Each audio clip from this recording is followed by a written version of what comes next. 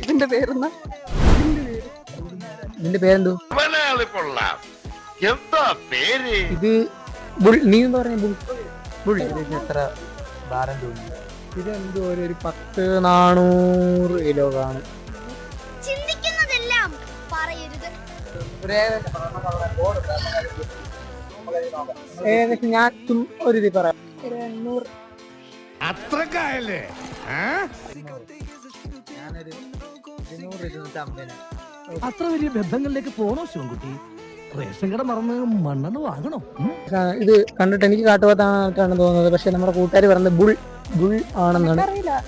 എടാ എൽദോ,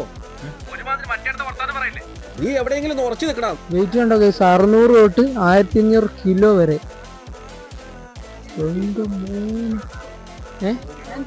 എന്നൂറാ ഞാൻ പറഞ്ഞേ. കറക്റ്റ് ആണ്. കറക്റ്റ് ആണല്ലേ? കറക്റ്റാ.